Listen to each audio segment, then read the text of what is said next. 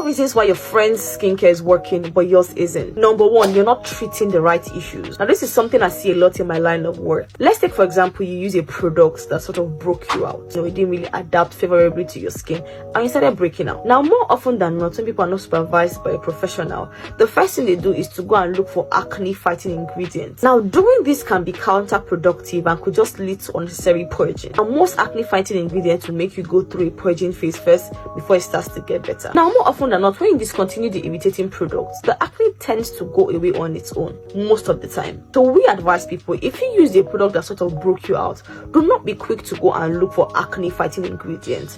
You're just having an episode at the moment and you should give it time. On its own, it should fade away. Now if after a few weeks the acne doesn't go on its own, then you can get products that can help, but at the first instance, please give it time. Number two, you have too many hydrating products in your routine. Now one thing I love about Korean skincare is the fact that they're soothing and they're hydrating and sort of help to repair the skin barrier, but people overdo it. We've seen occasions when people have like 3-4 toners in their routine. That is so unnecessary. Imagine someone having 2 toners, 2 essences, 2 mucins.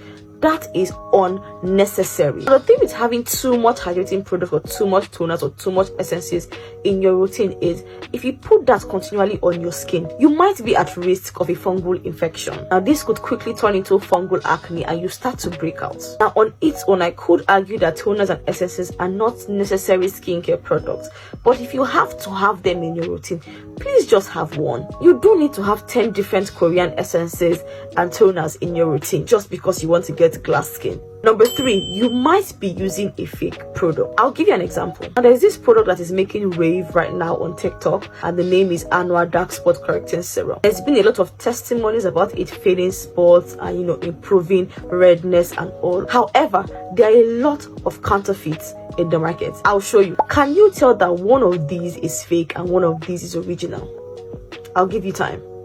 If you can tell which is the fake, let me hear it in the comments. Now, these counterfeit products are not regulated, so there's hardly any checks on the formulation. And last but not the least, your product may have expired. One mistake I see a lot of skincare enthusiasts or skincare lovers do is that they only rely on the expiration date written on the product and they completely ignore the shelf life. Now, the efficacy of a product is determined by these 2 things. Now, a product that you bought this year might expire in 2027 but have a 6 months shelf life. Now in this case, what it means is immediately you open the product, you have to use it up within 6 months. The reason they indicate shelf life is because they know that the ingredients in the product may decompose and not be as effective if it passes the designated shelf life. That is why I'm always against overconsumption and hoarding of skincare products. There's a high chance that if you open a product and do not use it within the stipulated shelf life, it might become ineffective and in worst cases break you out. So please, if you're ever going to open a skincare product,